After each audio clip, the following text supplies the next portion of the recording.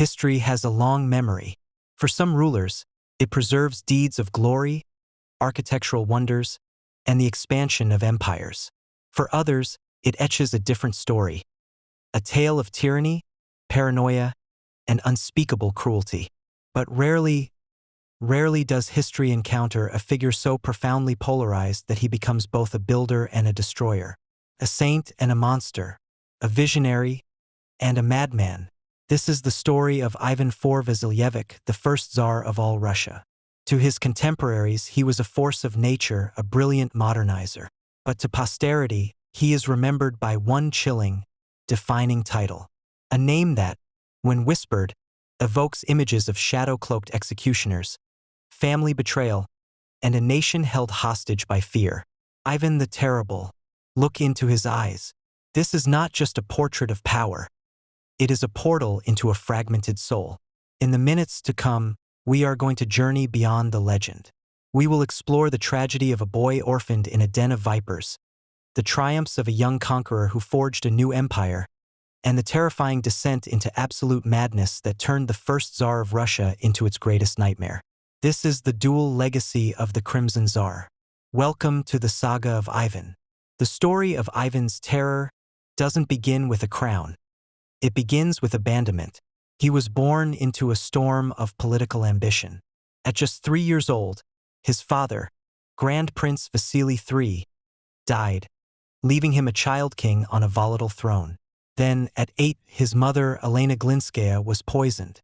Imagine, an 8-year-old boy, alone in a magnificent palace that was less a home and more a cage. The boyars, the powerful noble families of Russia, didn't see a prince. They saw an opportunity. They treated young Ivan with neglect, sometimes even letting him go hungry, while openly looting the royal treasury. He watched as his closest attendants were arrested and killed, the halls of the Kremlin stained with the blood of political purges. He was forced to watch, helpless. In this environment of absolute distrust, where any shadow could conceal a dagger and any cup could contain poison, Ivan grew to understand one thing. To survive, you must be the cleverest and the most ruthless. His childhood trauma didn't break him. It forged him into a weapon. The paranoia that would later define his reign was not a sudden madness. It was a deeply ingrained survival instinct. He learned to trust no one, and he waited. At 16, Ivan seized his moment. He declared that he would no longer be a grand prince like his ancestors. He would be crowned Tsar of all Russia. The title, derived from Caesar, was a statement of divine power and absolute authority. His first decades as Tsar were nothing short of brilliant. He modernized the code of laws, established Russia's first printing press, and created the first permanent standing army, the Streltsy. But a new army needed a purpose. Ivan turned his eyes eastward, to the powerful Tatar Khanates that had long threatened Russia. In 1552, he led a massive army to the walls of Kazan. The siege was brutal, but Ivan's strategic use of gunpowder and a devastating final assault broke the Tatar resistance. Kazan fell. 4 years later, Astrakhan followed. Russia had not just conquered new territory. It had unlocked the Volga River, opening vast new trade routes and transforming Russia into a powerful multi-ethnic empire almost overnight. This was Ivan the Visionary, the strong leader Russia needed. But the fires of conquest were also fueling something darker. In the midst of victory, the death of his beloved wife, Anastasia, the only person who could temper his rage, plunged him into a devastating depression. He suspected the boyars had poisoned her, too. The old fears returned, with a new, vengeful intensity.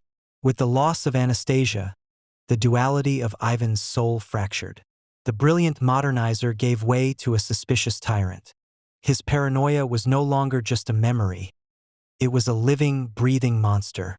In 1564, he shocked the nation. He packed his court, left Moscow, and declared he was abdicating the throne, citing boyar treachery. The common people of Moscow, terrified of returning to boyar chaos, pleaded for him to return. He agreed, but on one chilling condition. He demanded the creation of a state within a state, the Oprichnina. This was a large territory he would control directly with absolute power. To enforce his will, he created a secret police force unlike any the world had ever seen. The Oprichniki. These men of the terror dressed in all black, rode black horses, and answered only to the Tsar. Their insignia? A dog's head to sniff out treason, and a broom to sweep it away. For 7 long years, the Oprichnina was a nightmare unleashed. They conducted mass executions, seized lands, and terrorized the nobility and commoners alike. No one was safe. A whisper of dissent was a death sentence. The absolute distrust of his childhood was now weaponized. The Oprichnina didn't eliminate threats. It eliminated suspicion. In his desperate quest for security, Ivan destroyed the very fabric of Russian society, leaving a legacy of dread that would haunt the nation for generations. This was the true architecture of fear. And yet, the paradox of Ivan continues. Even as the Oprichnina raged, a different light burned in the Kremlin. History must confront the fact that one of its cruelest tyrants was also one of its most educated and culturally active rulers. Ivan IV was a man of high culture and deep intellectual curiosity. His private library, filled with rare Greek, Latin, and Hebrew manuscripts, was legendary. He didn't just collect books. He engaged with them. Ivan was a prolific writer of letters, including a famous and surprisingly scholarly correspondence with Prince Andrei Kurbsky, a nobleman who defected to Poland. Their exchange is a masterclass in theological and political argument, revealing Ivan's sharp intellect and a profound, though twisted, understanding of divine rule.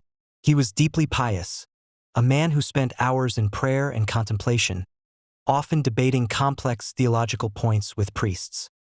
He funded the construction of some of Russia's most iconic churches, including St. Basil's Cathedral in Moscow, a building so beautiful that, according to legend, Ivan had the architect blinded so he could never recreate it. How do we reconcile this? The same mind that structured theological arguments also engineered mass executions. The same hands that commissioned breathtaking art were soaked in the blood of his own people. This intellectual brilliance didn't temper his rage. It gave him a complex, calculated justification for it. He didn't see himself as a tyrant. He saw himself as a divinely appointed agent of judgment, using terror to protect a holy empire from treachery.